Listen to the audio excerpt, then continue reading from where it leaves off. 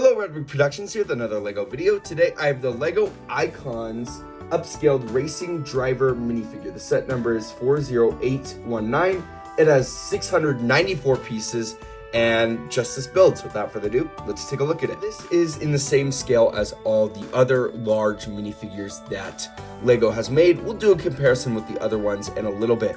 But I like how this was made. First off, we have legs with different colored hips, which is very interesting. They also have side leg printing. Now, right here, unfortunately, it does get cut a little bit.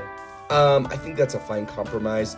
It is using a full plate to keep all that together, which I think is fine. It's also how you get that there, and I don't think it would have worked as well as they tried to get a 1x1 to continue the line. I think that is fine. I'm not too upset about that. This uses all prints, so that is a print there, and that is a print there. There is no printing on the back. That's what it looks like from the back. And then, of course, the arms are green with gray hands, and we have a really nice prints up here. I think the prints all are really high quality here. Again, they're just backed on white, so I think that is completely fine. No stickers, which is awesome. And this face is a print that we got on the other upscaled minifigure. So now one thing about these minifigures that I think is super cool is that you can take them apart. So for example, the legs can come off, and then you have the torso. You can take the head off, and then you have the torso right there. You can remove the arms and the legs individually if you want to, just, you know, if you break off the arms, which is all what minifigures can do. Unfortunately, for this head, it's built into the head. The helmet is built into the head, so you cannot remove the helmet from this minifigure, and there's no easy way of doing it. These pins are connected directly into the skull, and this back part right here, this like middle line right there, that is built into the skull as well. The rest of the helmet is kind of built separately and then placed on top.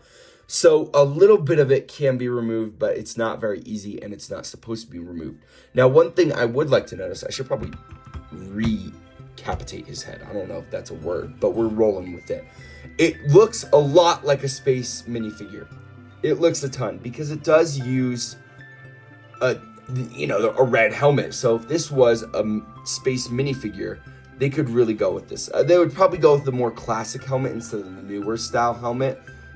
However, this looks really good, and I think they're just like teasing a space minifigure. I mean, come on, already give it to us. They had the baby one, now they have this one. But yeah, I think the one interesting thing to note is that this is a little bit 3D. Now, that's not shocking. I think I'm conflicted on what I would like, because a minifigure torso, of course, is very flat. So this one is very flat. However, with the upscaled Redbeard, his torso is almost completely brick built, which I kind of really like. And so I don't mind either one. I don't mind that this is the flat print, and if they were to make this a flat print as well, I wouldn't have minded.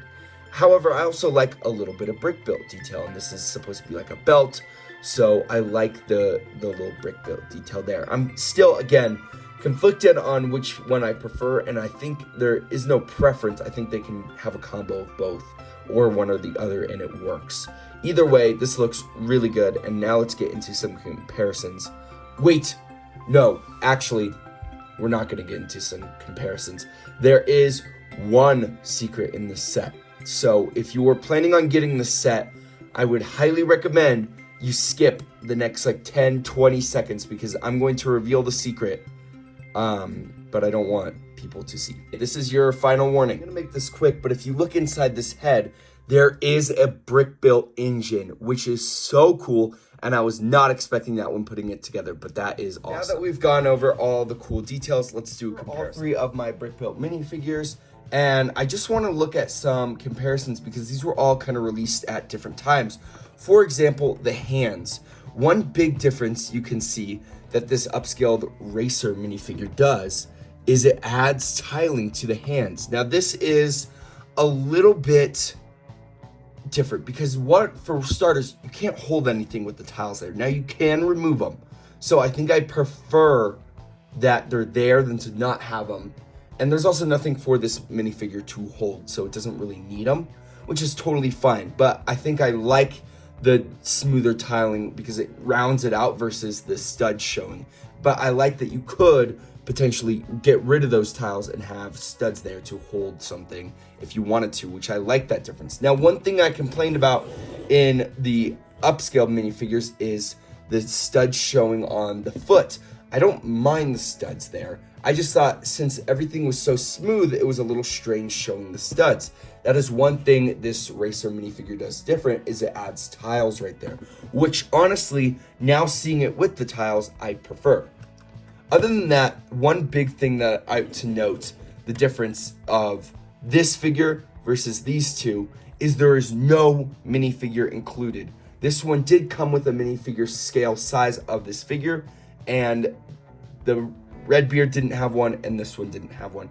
I hope that, and also the baby minifigure didn't have one. This one might just be special, but I like having the little minifigure of it, the figure. I think it's super cool, and it just really shows how large the figure is, so that is unfortunate. Other than that, it is to scale with all the rest. They all look really good together, and the fun part is you can totally mix and match all these parts. So for example, we can, oh my gosh, you can't mix the hats as much because they're kind of specifically built for the minifigures, and as I mentioned, this helmet is not able to come off of the head.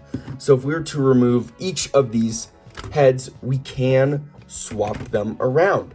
And this is kind of cool, and I like, I just put this one on the same one. I like this a lot. I think that is super cool. I actually haven't tried, this one might not work, but I also don't think it works in general, the shoulder pauldrons with this head. Oh no, it does work, okay. Well, you can do that. You can swap the arms of the figures if you want. This one's a little bit different because they did a different arm thing. This is one of the more older ones than these ones, so the arm build is different. I like the newer arm build though. I think it's a lot better. So you can swap those around. You can also swap the legs around. So these do kind of come off. Oh my gosh, this is a little messy. We're gonna give him a peg leg. We're gonna give him Redbeard's peg leg. I think this will work. No, I don't think this will work. Wait, maybe, hold up. Yep, you can. It just takes a second. I had built it wrong. Oh no, you can't. You can't swap the peg leg. Wait. You might be able to. No, you can't swap the peg leg. That's right. Peg leg just has a different build. My bad. We're gonna.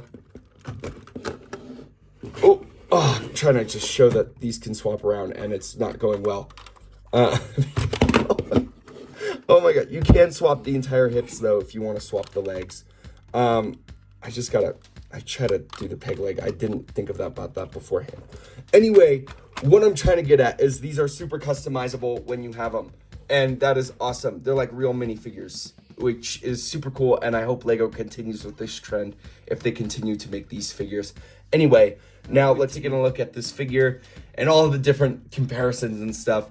Let's take a look at the packaging and then my final instructions of the set. It just tells you how to build the set, piece count, and then the win, which makes sense. There's no like other sets on the market so to add like an advertisement. Pieces, there are a lot of little ones, but not many interesting ones, I would say. And you also get a brick separator. So the set, it's a little bland, which is not necessarily a bad thing. I'm just trying to show it all. You do have the flag in the back, and then of course, it just shows the set on the back and how it can articulate. So yeah, that's it for the box. For my final verdict, for $55, it's a little much. It's a little much. Now, the last upscaled minifigure that was store-wide available was this one, and this one was $50 with a minifigure. Now, this one doesn't have the prints, like, other than the face print, but this one has more prints.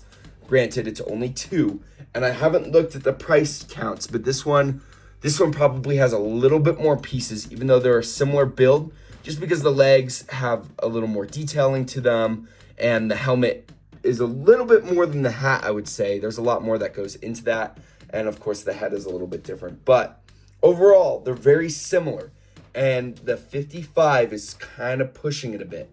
because the other one did come with a minifigure and this one did not come with a minifigure. I do have a minifigure from an advent calendar that's kind of similar.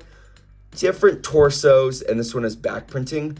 I probably will keep this figure with my upscale minifigure one because I like having the minifigure, so it just is lucky that I have this. But this is not included. I think this should have come with a minifigure. I think it would have been really cool. Okay. I know some sets don't need minifigures, but because this is a set based on a minifigure, I think it's cool to have one. But yeah, I like the improvements that they made with the set. I think the hands right there looks really good, and the studs right there look really good. And how the arms are built is much better versus the previous one where the axle was just kind of inserted in. I think that the interior mechanism is a lot better, and so I think Lego has made some good improvements on this, and I hope they keep this theme going. I really like these upscale minifigures. I think they're really fun, and since Lego minifigures are such a core and essential part to Lego, I like that they keep doing this, and I like that they're still customizable. It's okay that the helmet doesn't come off. There were definitely compromises made, and I'm sure the designer wanted the helmet to come off, but it's okay. Even like if we were to look at the upscale minifigure's head, like when you take off the hat, you know, it's not like it's a minifigure. It would have been cool if they could include like an attachment for a set and it was always like this, and then you just like were to put it on. But I know Lego would have tried that, and I'm sure that the designer attempted it, but this helmet is a little bit different with some weird angles and stuff, and I think what the designer did is totally fine. There's still plenty of customizability, and they're still able to interchange, which I prefer better than, you know, having the helmet removed and having this look good. So, you know, overall, I think this set is okay. I would recommend it if you like the upscale minifigures. I don't think the $5 price increase is drastic, but I hope that they don't continue to raise the price every time. If they were, I would hope to have a minifigure at least, or more to it that deserves a price increase, because this one I feel like 50 would have been perfect, not the 55. But again, that's just my 2 cents. Anyway, I would give this a solid 8 out of 10. I think it's really cool, some cool secrets in it. It looks really good. So yeah, that's really it for this video. If you like this video, please consider liking and subscribing, and I'd like to hear your guys' thoughts about the set in the comments below. Thank you guys so much for watching, and I'll see you in my next video. Peace out. Bye.